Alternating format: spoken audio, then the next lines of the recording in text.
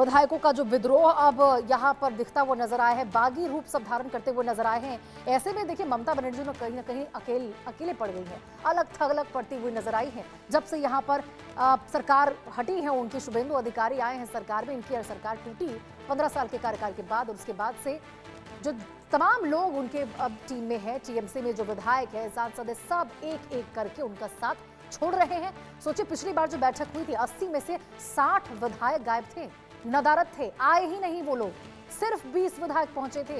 इससे अंदाजा आप लगा सकते हैं कि जो फूट की बातें चल रही है ना, जो दो टीमों में बट गई है टीएमसी पूरी तरह से, वो साफ तौर पर नजर आ रहा है। और अब देखिए पार्टी में टूट रोकने के लिए, ये जो टूट लगातार बढ़ती जा रही है, उसको रोकने के लिए सूत्रों के हवाले से खबर निकलकर सामने आई है कि खुद ममता बनर्जी सभी बागी विधायकों को फोन कर रही है, रोकने के प्रयास में है, ताकि जो बीजेपी में शामिल होने की जो बातें निकलकर सामने आ रही तमाम उनके विधायकों की, उसको रोका जा सके। क्योंकि देखिए अब तो ये तक बात बन आई है कि संसद में उनके तमाम जो विधायक हैं वो भी कहीं ना कहीं यहाँ पर अब बीजेपी में शामिल हो सकते हैं और इसको लेकर भी आवाज उठाते हुए नजर आ सकते हैं। तो ममता के पास देखिए क्या विकल्प है, जरा आपको बता दें। अदालत का दरवाजा खटखटा सकती है ममता, ये तमाम विकल्प है, ग्राफिक्स के जरिए आपको बता रहे।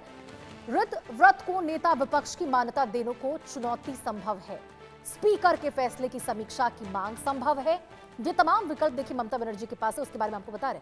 बागी विधायकों को पार्टी से निकाल सकती है ममता, जो कि वो कर रही हैं। उनकी ओर से देखिए बयान ये भी निकलकर सामने आया कि भाई जिसको जाना है जाओ, रोकेंगे नहीं किसी को। लेकिन अब उसके विपरीत करते हुए ममता बनर्जी नजर आ रही है कि सूत्रों के हवाले से ही खबर निकलकर सामने आई है कि रोक रही है एक एक करके। रैनिक दत्ता हमारे सहयोगी हमारे साथ इसी खबर पर जुड़ चुके हैं।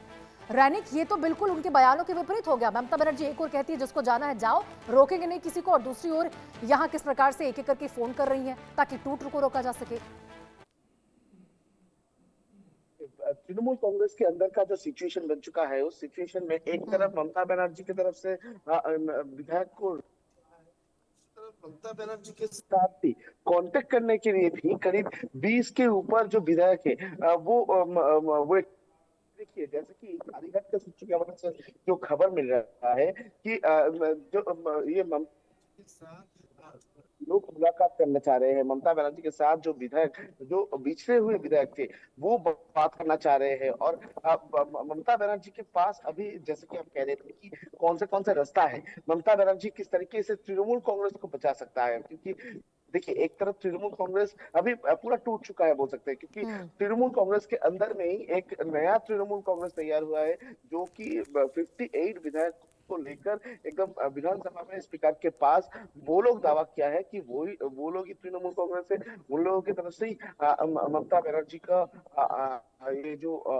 ममता बनर्जी को वो लोग चीफ एडवाइजर के रूप पर रखना चाह रहे हैं, इनकी तरफ से दावा किया गया है। यानी एकदम तृणमूल कांग्रेस के अंदर में जो विवाद चल रहा है, उसमें ममता बनर्जी अभी एकदम मुश्किल में है बोल सकते हैं। क्योंकि एक तरफ ममता बनर्जी कौन से तरफ जाएंगे, क्या अभिषेक बनर्जी की तरफ ममता बनर्जी जाएंगे, क्या जो विधायक दल है, जो विधायक ममता बनर्जी को चाहते हैं मगर अभिषेक बनर्जी को नहीं चाहते हैं, क्या उनको मान्यता देंगे ममता बनर्जी। ये दो रास्ता ममता बनर्जी के पास खुला हुआ है। अगर अभिषेक बनर्जी के पास ममता बनर्जी जाते हैं तो तृणमूल कांग्रेस जो टूटा हुआ है वो और भी टूट जाएगा, ऐसा लोगों का कहना है। और उसके साथ साथ अगर देखा जाए तो एक्सपर्ट का कहना है कि बिल्कुल रानिक, और देखिए अब तो तस्वीर पूरी तरह से साफ होती नजर आ रही है। दो गुट में यहाँ पर टीएमसी बढ़ चुकी है, और आप बने रहिएगा, अगली खबर भी इसी से जुड़ी बड़ी खबर निकलकर सामने आ रही है, आपका रुख करेंगे उस बीच। ममता बनर्जी के खिलाफ आपको बता दें एक और एफआईआर दर्ज हुई है, बड़ी खबर आपको बता रहे। गृह मंत्रालय और चुनाव आयोग पर टिप्पणी उनकी मुसीबत बनती हुई अब नजर आई है। सिलीगुड़ी साइबर थाने में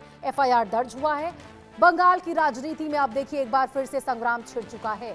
पश्चिम बंगाल की पूर्व मुख्यमंत्री ममता बनर्जी एक बार फिर अपने बयानों को लेकर विवादों में घिर गई है।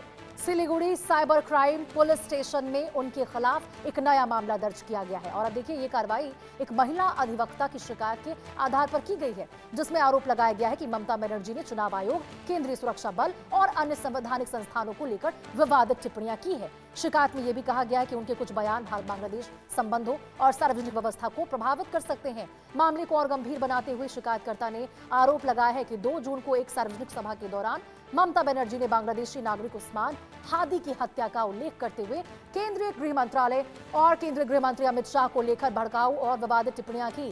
शिकायत के आधार पर पुलिस ने एफआईआर दर्ज कर कानूनी जांच शुरू कर दी। हालांकि देखिए, ममता बनर्जी या तृणमूल कांग्रेस की ओर से इस मामले पर विस्तृत प्रतिक्रिया सामने नहीं आई है, लेकिन इस घटनाक्रम ने पश्चिम बंगाल की राजनीति में एक बहुत नया विवाद खड़ा कर दिया है। विपक्ष इस बड़ा मुद्दा इसे बना रहा है, जबकि अब सबकी निगाहें पुलिस जांच और आगे की कानूनी कार्रवाई पर टिकी हुई है। तो देखिए, एक बार फिर से ममता बनर्जी किस प्रकार से मुश्किलों से घिर गई है। एक और एफआईआर कुछ दिन पहले ही आपको बता दें, यहाँ पर पिछले साल ईद के समय पर जिस प्रकार से हिंदू धर्म को लेकर विवादित बयान उनकी ओर से कहा गया था, दिया गया था, गंदा धर्म कहा गया था, अब एक बार फिर से एफआईआर उनके ऊपर दर्ज हुआ है गृह मंत्रालय पर, गृह मंत्री अमित शाह पर विवादित टिप्पणी को लेकर।